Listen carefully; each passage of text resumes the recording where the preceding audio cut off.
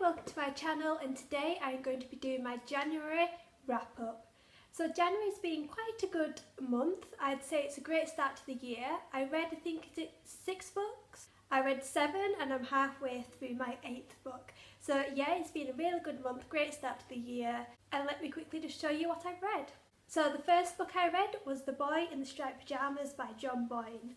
Now, I thought I should better give this a go because it seems to be a book that everyone has read, and due to me being a history geek as well, I thought I might like it. I have seen the film and the film tore me apart emotionally.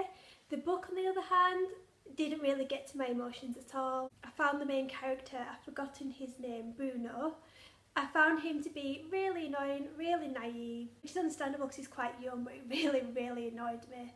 I would say if you want to read The Boy in Striped Pajamas, go to the film, and I don't say that very often, but Boy in Striped Pajamas needs to get to your emotions, and the film does that more than the book. In the end, I gave this 3 out of 5 stars. The next book I read was The Bone Clocks by David Mitchell. This has been on my to-read shelf for almost a year. I always kept putting it off because it's a really big book, 600 pages, and to be honest, I kind of forgotten what it was about as well. So I didn't want to start a book, find out it was rubbish, and then it'd take me forever to read. It did end up taking me 7 days to read it. I gave it 3 out of 5 stars just because a lot of the information in there I thought was pointless. It basically follows a girl called Holly. It starts off when she's about 16 and goes all the way into the future, so about 2025, when she's about 70, 80. And it just follows her through her life, and this weird thing starts happening. There's these people with magical powers, you can go into a different realm. It's all very confusing, and a lot of the chapters, the chapters were like 100 pages long, which was one of the reasons why it annoyed me as well. I hate long chapters. But I don't know, it's kind of put me off reading any David Mitchell because I thought I might try Cloud Atlas, but this has kind of put me off it. But yeah, I'm glad I read it. I'm glad it's not on my to-read list anymore and it's just out of the way, but I wouldn't read it again, and I wouldn't recommend it either. The next book I read was His Bloody Project by Graham Burnett, I believe that's how it's pronounced. Now, this book has been catching my eye for a while. I bought it in my Amazon book haul, which I'll link down below. And basically, this is written as though it is a non-fiction. It's got eyewitness accounts and everything, like doctors' accounts. And it basically follows, well, basically there's been 3 murders. And this is about what happens afterwards. So you've got the eyewitness reports, and you've got the account of the man accused and his confession, really. When I first read this, I was thinking, is this a fiction or is it non-fiction? And it wasn't until I read the back where it says Saltaire Society Fiction Book of the Year. So I thought, oh, okay, this is definitely fiction. But it reads really well, it's really interesting. I've never seen a fiction book set out this way.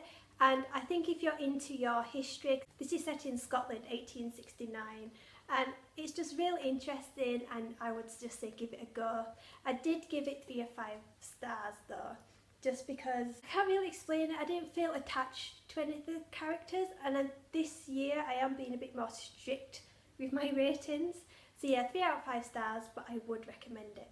The next book I read was A Whole New World by Liz Braswell. Now, this one is one that I got for Christmas, and it is a dark YA retelling of Aladdin, except Aladdin doesn't find the lamp, Jafar gets it straight away. And this was actually so interesting. I had such high hopes for this book. I wanted it to be amazing, and it was.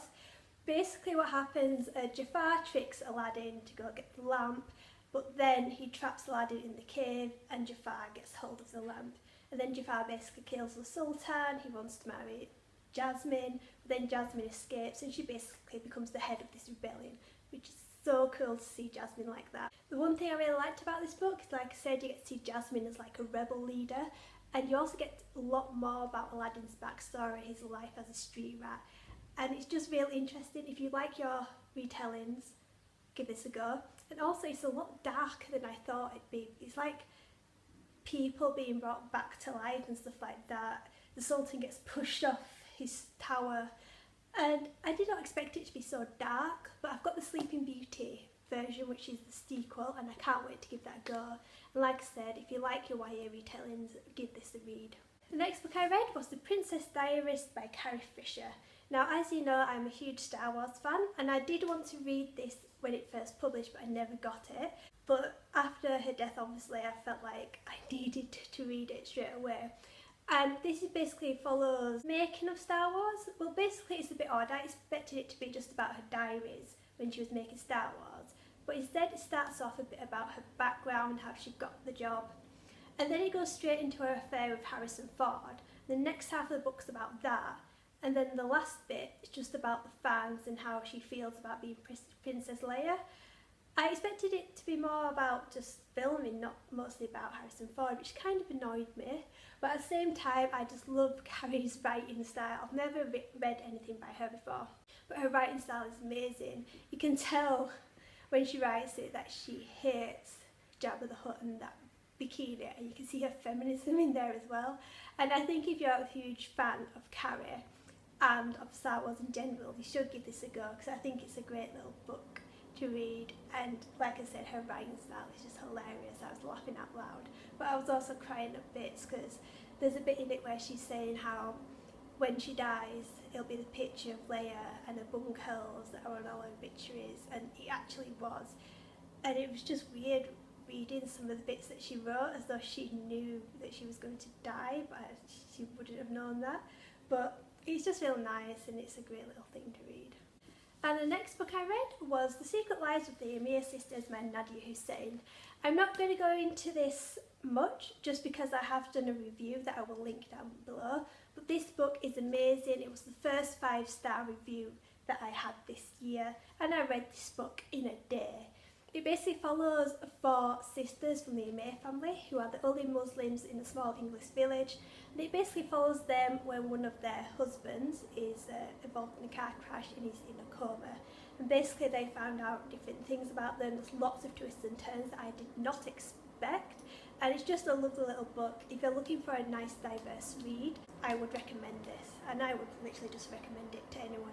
And the last book I read was A Shadow Bright and Burning by Jessica Clueless. Now, I was so excited about this book. It basically follows a young woman, I think she's about 16. She lives up in Yorkshire, which I'm so happy about. Fantasy that is set in Yorkshire. Well, only the first few chapters are. But anyway, this is a world where witches are banned, wizards are frowned upon, sorcerers are like really high up there.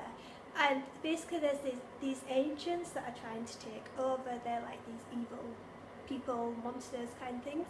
And these sorcerers are trying to look for the prophesized one to defeat them. The girl in this, what's her name? Henrietta, is found out to be the chosen one.